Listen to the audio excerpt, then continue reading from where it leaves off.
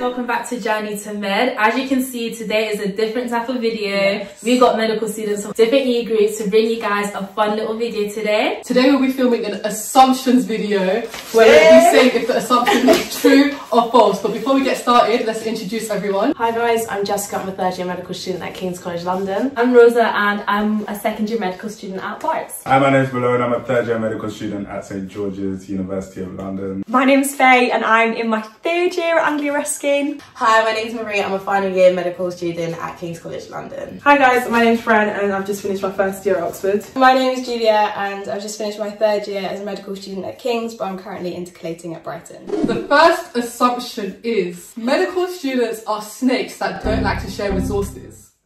I might feel both of this. Yeah, I was going to say the same thing. Medical students are snakes that don't like to share resources. I didn't know we could do both. From my experience at Oxford, I find that a lot of people kind of struggle. I mean, I personally struggled through the year, so I was very dependent on like people in the years above or my friends and peers, and people were really happy to share notes. Like we had a massive hard drive just of people's notes, past papers, all that stuff. So from my personal experience, it hasn't been the case. I think it really depends on the people. So I've had experiences with both. I've had people that will share everything. I've had people that will, like, you know, pretend that they haven't revised, haven't touched anything. It took me like a year to find out about osmosis when all of my classmates were using osmosis. Yeah. Now I survived on osmosis. So yeah, they're snakes. They are snakes. Yeah. I just said both because you do get, like Malone said, students that will actively go out of their way to keep like resources hostage basically because they want, like, I think medical school is a very competitive environment. You're told from like day one you're going to be ranked, you all have to compete each other to get in. So when they're there, it's that mentality that I need to do the best for me, forget everyone else. But then on the other hand, there's people like us who actually, I'm happy to share resources with people. I'm happy for us all to do well in the exams. Like, at the end of the day, we're all trying to be doctors and we're going to be colleagues, not competitors. Period. At our medical school, I think people are very happy to share other people's resources. But we've got a gang. It's like the few angelic people will like share the resources and everyone just shares those around. But nobody actually wants to share their own notes. Yeah. Is it because people don't think their notes are good enough, or is it because they just don't want to share their notes? I think because of the place where it's like, I put so much work into it, I don't want to just leave it to you. You're not going to lose anything by sharing. Exactly. Yeah. I think one thing I don't like is don't lie about the amount of work you've done. It's low-key challenging. If you're doing medicine, you do work. Like, it's like, I haven't worked for this, I haven't worked for this. Well, you have. With me, like my friends will happily share resources, but I have come across some people throughout my time at medical school that, like, not even just with resources, like in general, they want to look good in front of consultants to the point they will actually sabotage their own friends and tell them the wrong time to meet the consultant. Yeah, like, don't come in, it's not happening. Is that a thing? It's cancelled. Yeah, we were in a tutorial group in like first year, and like these two girls, they were like really good friends. And then one girl told the other girl the morning session's cancelled. Really good friends. Yeah, well, not anymore. But yeah, they said the morning session's cancelled, so she came late, and then obviously she looked bad in front of the consultant because she was late. That's disgusting. I think when it comes to reputation and opportunities, medical students can get quite vicious. Yeah. You've had at least one breakdown during your time at medical school. Yeah, come on. Like. You've had at least one breakdown during your time at medical school. Easiest to the Just finished my exams 2 days ago, and I must say, 5 weeks ago to this day, I did not think I would make it through medical school, because it was just, especially this year with Rona, everything happening, it's just been so much stress. And at my uni, all the other exams were cancelled, but the medics. So it's like, especially when it's in relation to your friends who aren't going through the same sort of stress, it's as though your stress is almost amplified. Whereas when people are going through it together, you know, you're getting through it together, you're going to the library together, you're encouraging one another. But when it's just kind of you, it's mad. So yeah, breakdowns every week, you know. you get over them. You get over them. You don't love your cry. It's not like every day it's a struggle, but it's just, you know, you feel like everything's fine, and then sometimes, like, it's just weeks and weeks of things kind of pile up, and then all of a sudden you're like, wait, I actually am okay. Yeah. Emotional. Yeah. Like adding on to that, it's not every week. Like Lily said, it's not hell, but when you build it up for so long, and you're like, oh, it's fine, I'll catch up. Oh, it's fine, I'll catch up. And then it comes to the end of the term, and you're like, oh. And then that's why you just have to let it out so then you can move on with your life and work on catching up. It's quite overwhelming. I think as medical students, there's always something happening. There's always work to do, always something to submit. The minute that you miss two days, you're just behind, and sometimes that can get really overwhelming, can actually bring you to tears. You miss 2 days, you miss the whole module. Exactly. I can say being like in my final year, like I don't have breakdowns now, but before it's kind of just I guess at the start, because you don't know, like you actually think I'm not gonna get through this, and then like each time you get through, you're like I've actually done it, so you know it's possible. So like at my stage, the only time I have a breakdown is more just the journey to placement, because it's just long. It gets better. You won't cry. I feel like third year already. I've been at uni for like 6 weeks. It's like 100 times better. Yeah, 100. I look at first and second year and think, yo, we were. I feel sorry for you. I'm in the ghetto. Ra-ta-ta-ta. Ra-ta-ta-ta. I had my first breakdown of the year like last week. That's really late. It was really late. Oh yeah. Yeah, it only took me 4 weeks. Yay. But it was kind of like work a little bit. There was a part of it that was like, oh my god, I'm literally learning how to be a doctor on Zoom. Like, but that's a little bit concerning. But then also like sometimes I think it's like you said, it's not always the work. Like sometimes it's the content. It's like we've just finished our psychiatry block, and my mum was like, "How do you find it? It must be so interesting." And I was like, there's just some things like you learn about and you're like, that's really heavy. Like that is really nice. So By the way, these breakdowns get 20 times worse during exam season. So I've got this like one memory. We had like exams back to back like every single day in first year, and no, actually we had 2 exams like in one day, and I was in the library the night before. It's like 1 AM, the library's still packed because obviously medics are in the library until like 4 o'clock in the morning. And I just had this memory, I'm like, I just look up for a second from my papers. Like, to my side, someone's crying. Like, in front of me, someone's just like pacing up and down the library. To my other side, someone's just like slammed their pens down, just stood up and walked off. That would have been And I'm like, am I in like an institution? Like, what is going on? But it gets people. But I think because we're also like quite competitive, like as medics, you're also thinking about like, 1, can I cope? 2, like just because I think I'm doing okay, everyone else probably around me is like doing really well, and then just because you think you could pass. But that's what everyone thinks. Like, everyone always thinks they're worse than everyone else. Yes, But then we're having conversations like this, and like we're all in the same boat. We're not trying to scare you from medical school. It's just the reality. There's some good, some bad. We do love medical school, don't we? But tell you the bad as well sometimes. Yeah, definitely. Medical students have their lives together and they're good at everything they do. Medical students have their lives together and are good at everything they do. I feel like true in the sense that some people are like very organized, because like what Jess was saying, like there's so much content and so much work, so you have your life together in that respect, but then again at the same time false, because we're people, innit? So so at the end of the day, with people, I don't think anybody entirely has their life together, so that's why I'm saying false, even though it can look like, oh, so and so has got this amazing Notion set up and their life is together. Same as Malone, pretty much. Like, you don't realise that medical students do amazing things. Like, this one's got like Woody by Marie. I know friends who like bake cakes and do like have a cake business and deliver cakes. Let's not even get started on Malone. Let's not even talk about Malone. A lot of medical students do amazing things, and you have to have a level of organisation and passion for that. Even just doing your YouTube channel as well, like content creation, it's not a joke. Content creation. But come on, it's false because it's not like that every day. Like we just said, We just said in the other one, we all like break down at times, and there's no way like we have our life together all the time. Like medical students are all super smart and straight A star students. Not true. Medical students are all super smart and straight A-star students. Oh, I love the mixture.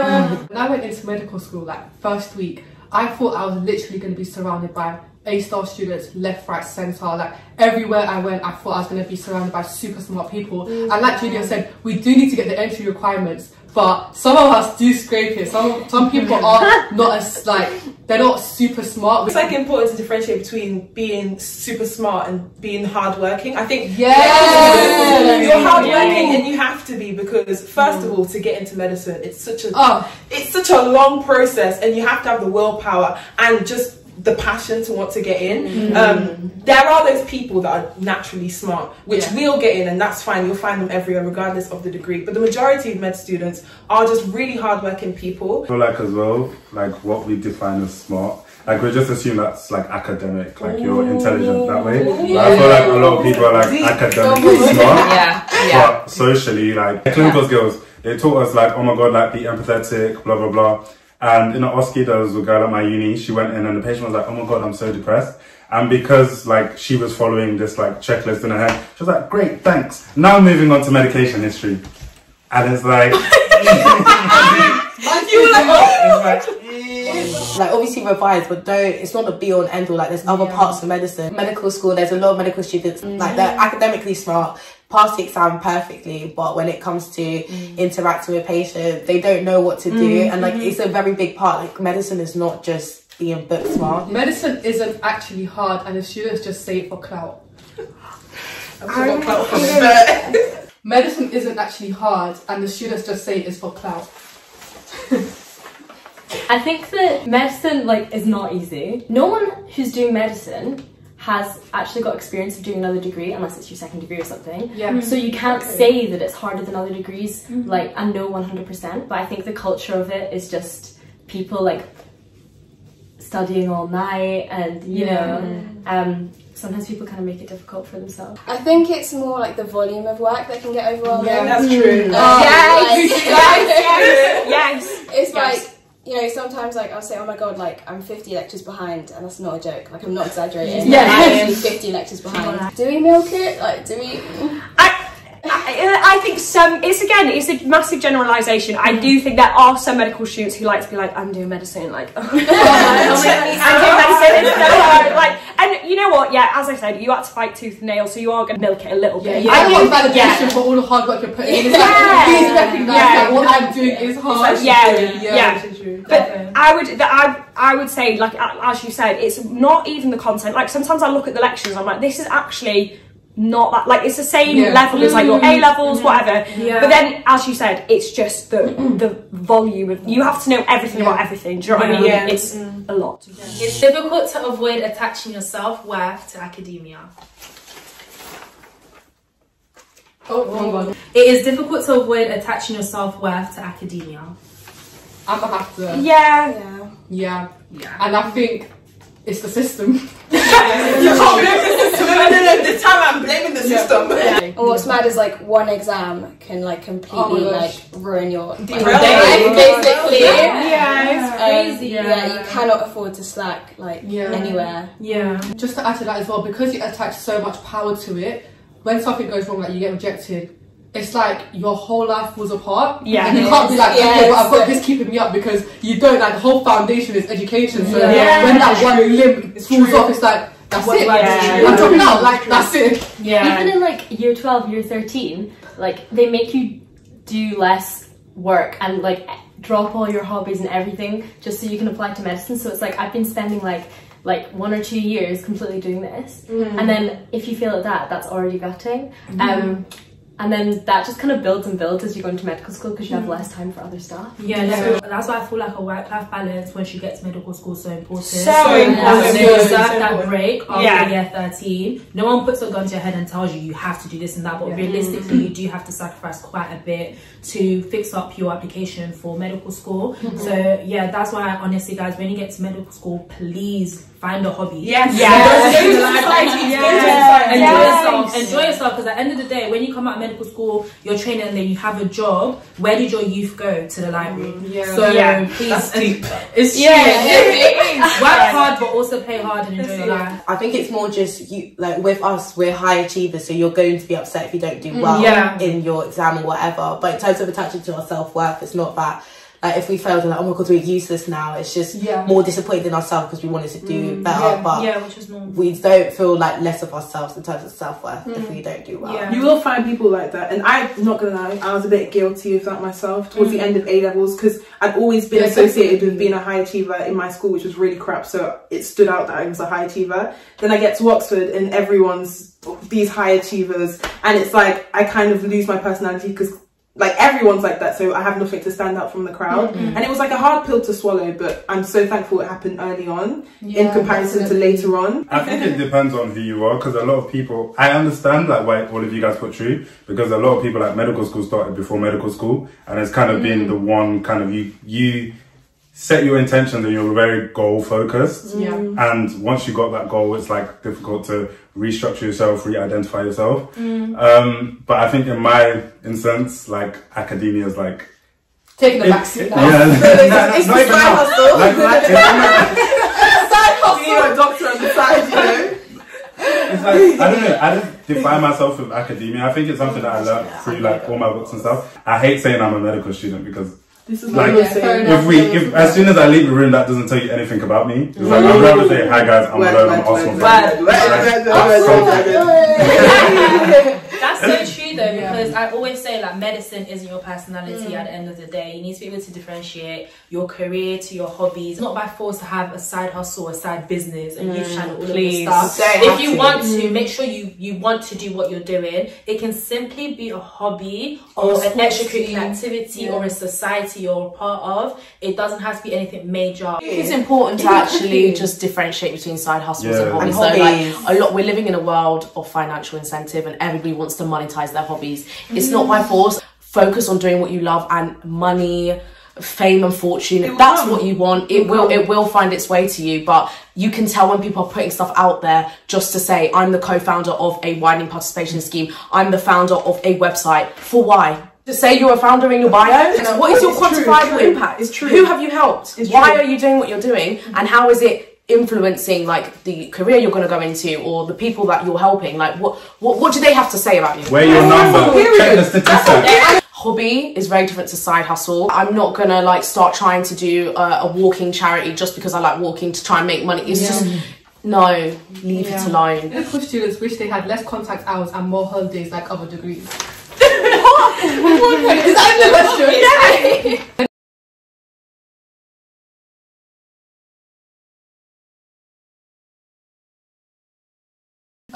Medical students wish they had less contact hours and more holidays like other degrees. I mean, do you know what? I always complain, like I complain about it, but then I'm like, when you're working, what, you get like a couple weeks a year, so it's still better than if you're working. That's true. It's not fun when like all your friends have finished in May and you're like, medical students are perfectionists and they're never happy with what they have. I feel like that's bad vibes.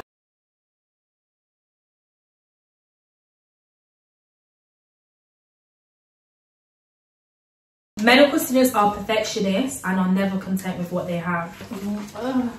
Basically, when I say true, I mean true in the sense that I feel like some people, they can get 80% and I'll be like, oh no, but it's not 90%. They'll get 90%, like, oh, but it's not 95%. They actually do that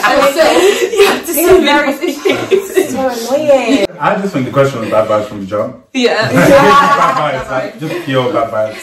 And anyone like that, even, nah, leave it. Leave it out. If you're not happy, keep it Like Malone said, if you're not happy with what you have, like, as a period, full stop, you are not going to enjoy life, and I don't want to be near that. Yeah, like, the grass is always green on the other side for you. Like, it could always be better, and it's like, just take it in. Like, embrace it. I was always such a perfectionist in school, and then I think I got to like a point, like, and I was like, you just have to let go, and you just have to forget about it. And I think if you're starting medicine, the best advice I can give you is like, just forget about it. It's not going to happen. It's never going to happen. And as soon as you let go, you will just enjoy life so much. I've enjoyed first year medicine so much more than year 13 because I've just learned to let go. Yes. I don't need to do every little thing and learn every little thing. A pass is a pass. That's the biggest lesson I've learned this year. A pass is a pass. Obviously, aim high if you want, but don't become obsessed over getting 10 out of 10 in everything you do. If you begin to like compromise on your mental health and just your social life, then that's when, you know, there's red flags. Like in year 13, I was the same. I was such a perfectionist. Like if I got 90%, I'd be like, where's the other 10%? Now I get 51 and I'm like, yes, baby. It definitely like knocks it out of you, first year medical school. On that note, like just remember that like once you graduate, once you're a doctor, like that's it, you're a doctor. No one's going to look at your degree and think, in first year, what score did you get in that exam? No one cares. Because for anyone who doesn't know, we actually don't get like first, second, or do you know what I mean? So our degree, you're either a doctor or you're not a doctor. I'm so happy about that. The least we deserve. Ever since you started medical school, your jokes and banter has become medicine related. This is embarrassing.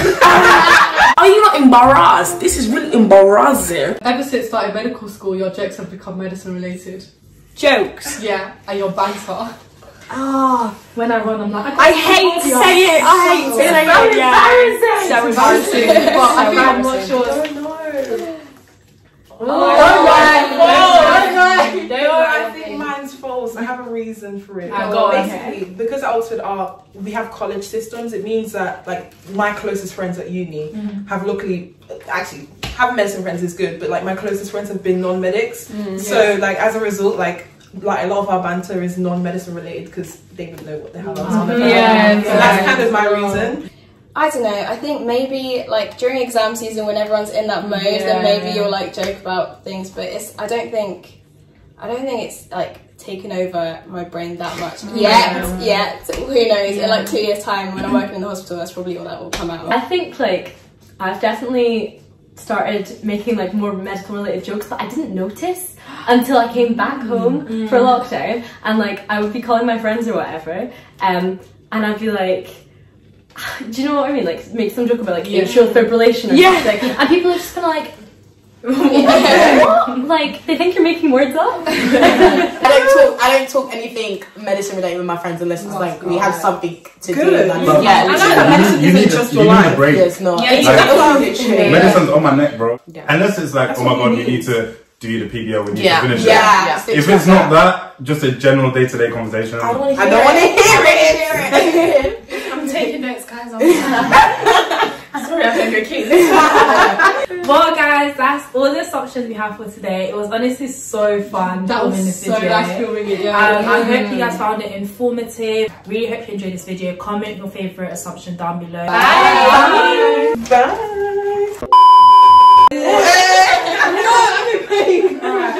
True in the right hand. Right. True in right. I was okay. Okay. True. What was the question again? We're chatty patty, man. I think because you fought like tooth and nail for your place, when you get your place, you suddenly think that like gives you a pass to be a bit of, I can't say, be a bit of a, if you want. Be a bit of a dick. This sounds so personal.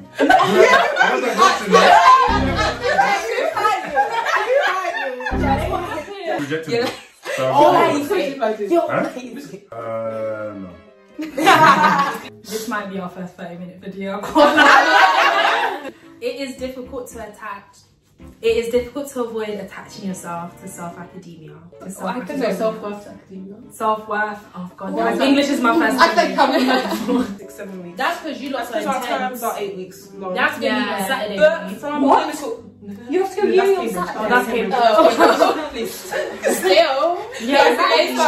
Cambridge. Our holidays are a lot shorter. Is this one shaking the table? It's really not. It's really not. I don't know why this one's the last one. Why was I expecting that? Why?